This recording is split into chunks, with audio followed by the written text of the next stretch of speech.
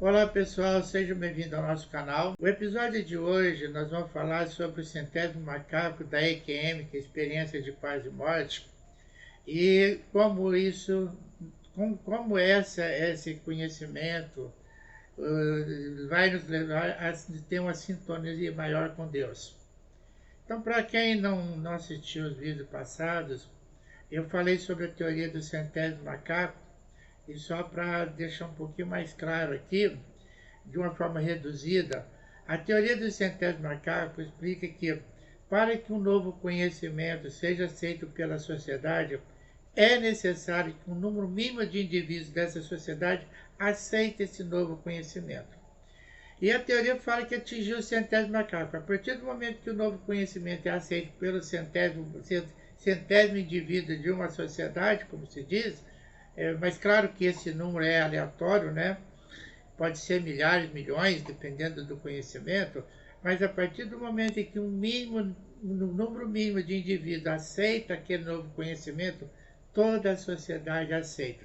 E enquanto não atingir esse número mínimo de indivíduos que aceita, o novo conhecimento continua sendo rejeitado pela sociedade. E com relação à EQM, então é uma sigla que significa experiência de quase morte, e nós temos aqui uma definição que eu encontrei, que é a experiência consciente, semiconsciente ou rememorada de alguém que se aproxima ou iniciou temporariamente o processo de morrer. Aqueles indivíduos que passaram por uma morte clínica e que foram do outro lado da vida e voltaram e relatando então o que eles tiveram de experiência quando eles estavam naqueles momentos de 5, 10 minutos mortos do outro lado. Só que eu acredito que a definição que eu prefiro usar seria experiência de morte efêmera. Por quê? Porque os indivíduos, geralmente, boa parte desses indivíduos, eles estavam clinicamente mortos. Muitos deles estavam no hospital, conectados a um eletrocefalograma, conectados a um eletrocardiograma, com coração e cérebro totalmente parados, sem atividade nenhuma. Então, clinicamente, eles estavam mortos. Por isso que eu acho que essa definição é um pouco mais precisa. Embora a experiência de quase morte foi um termo cunhado pelo Raymond Moody Jr., que é um psiquiatra lá dos Estados Unidos, que fez muita pesquisa nesse campo de conhecimento, lançou 3 livros, e ele cunhou então esse termo na década de 70. Mas eu acho que esse termo, experiência de morte efêmera, é um pouco mais preciso. E são experiências de pessoas que tiveram a morte clínica comprovada, com o coração e o cérebro sem atividade por um tempo efêmero. Então acho que fica um pouco mais precisa. Mas vocês não vão encontrar esse termo na internet, de outras publicações. O termo utilizado hoje em dia é experiência de quase morte.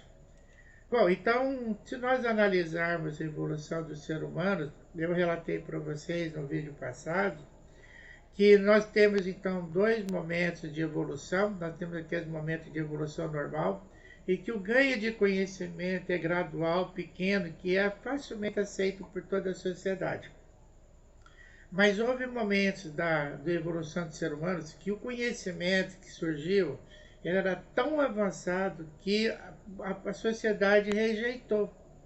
O centésimo macaco não foi aceito, não foi atingido com muita facilidade, e as pessoas que lançaram conhecimento foram execrados, perseguidos e mal entendidos, como foi o caso do Galileu Galilei, Charles Darwin, Sigmund Freud, e agora a gente está passando por outro momento de que o centésimo macaco ainda não foi atingido, que é a experiência de quase morte. Só para vocês terem ideia, um resumo de que as pessoas que tiveram morte clínica trouxeram do outro lado. São centenas ou talvez milhares de relatos, não é um ou outro não. A ciência não pode ignorar essas informações de centenas. São milhões de pessoas, na realidade, que tiveram experiência de quase morte ao longo da evolução do ser humano, e talvez milhares de relatos.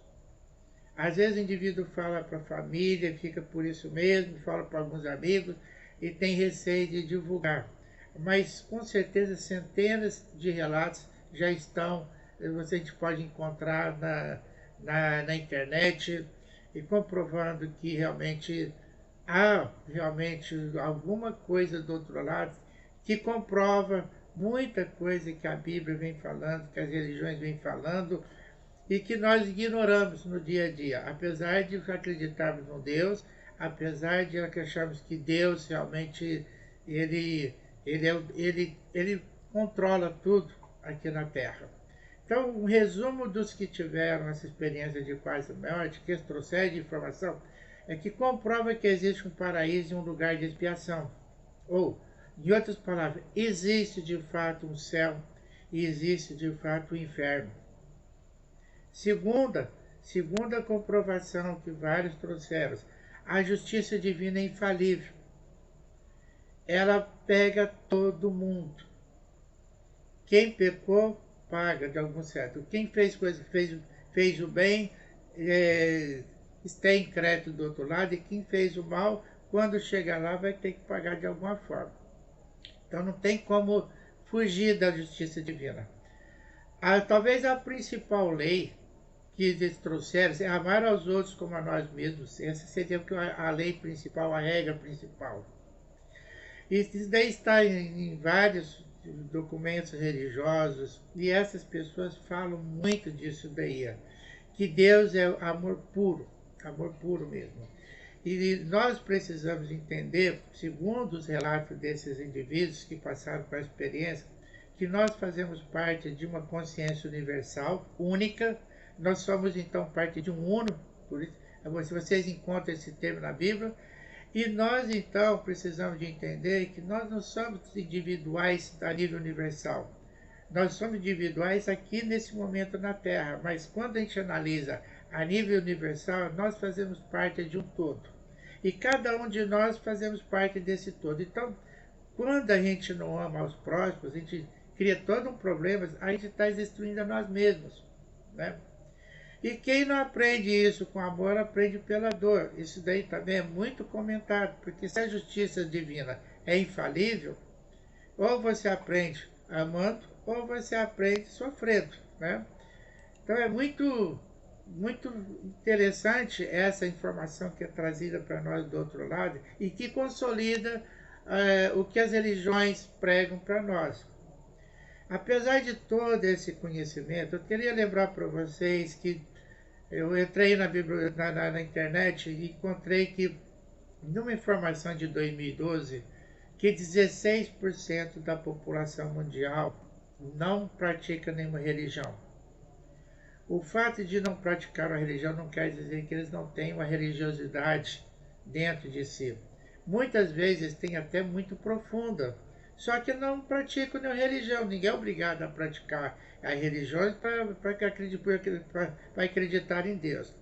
Por outro lado, 84% que são religiosos, eles acreditam em Deus. Então, se nós considerarmos essas informações, talvez mais de 90% da população mundial acredita que existe um Deus. E se acredita que existe um Deus, não tem como negar que ele tem a justiça dele, a justiça é infalível. Ela não erra, né? Isso nós encontramos na Bíblia, que é um dos livros mais lidos pelo ser humano, tem outros livros religiosos como o Alcorão. Então, apesar de todas essas informações e das milhões de pessoas que passaram por experiência de quase morte e milhares de relatos, nós não atingimos, por paradoxo que seja, o 100º macaco. E por isso que tem muita gente que tem receio de falar disso daí. Passou pela experiência. Eu já encontrei vários colegas, olha, eu passei por isso, mas eu preferi não contar para ninguém porque eu fico com medo de expor o ridículo. Não foi um que falou isso para mim, não, foram vários. E a gente vê relatos em canais de EQMs, que a gente vê na televisão, muitos indivíduos ficam às vezes décadas para contar isso daí. Isso é muito comum. O indivíduo passou por experiência de quase morte lá na infância e só traz agora, depois de 40 anos, de 30 anos, sei lá. Então, quer dizer, há um receio ainda.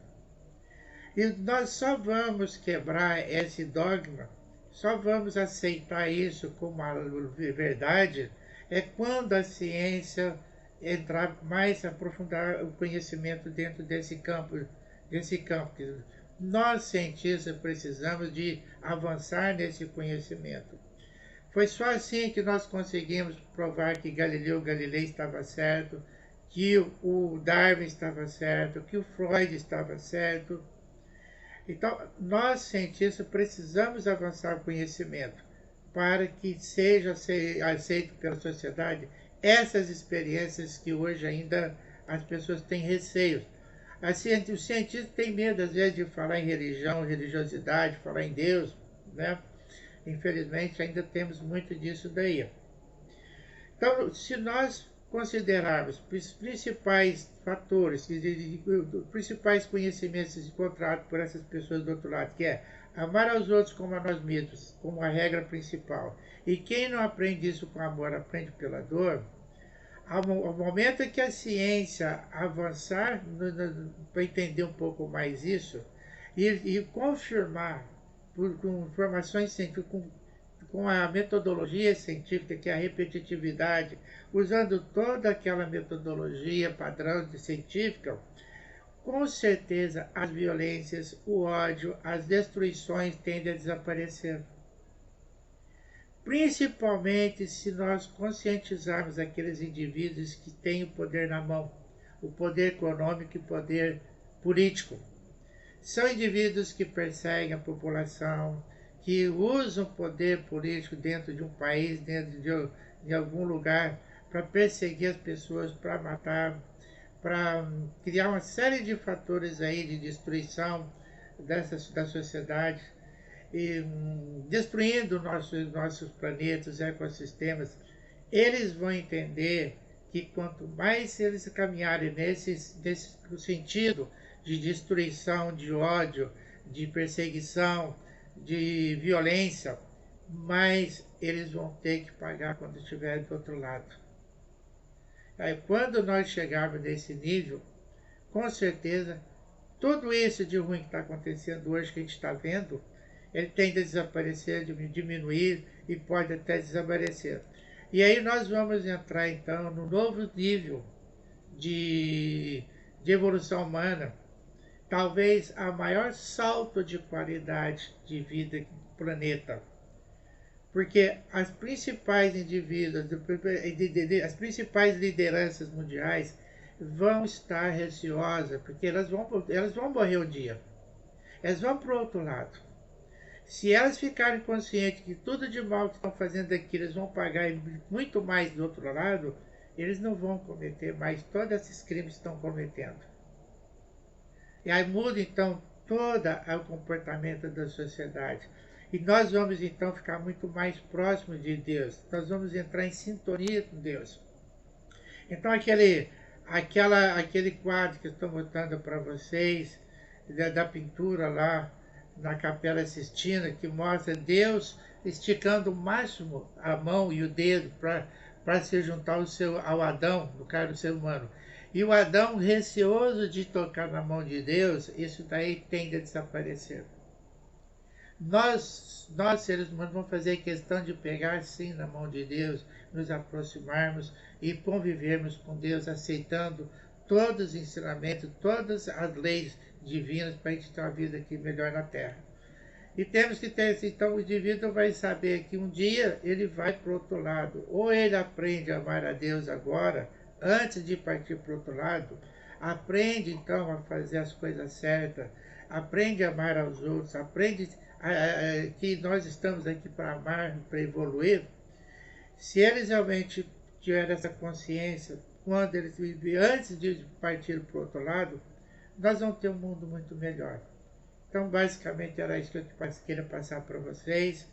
Por favor, compartilhem, curtam, divulguem o máximo. É necessário que nós atinjamos o 100º macaco das SQMs o mais rápido possível, porque elas significam um avanço da sociedade do ser humano no planeta fantástica, nunca tinha sido alcançado antes. E que tende, então, a mudar todo o paradigma da convivência humana aqui na Terra. Muito obrigado.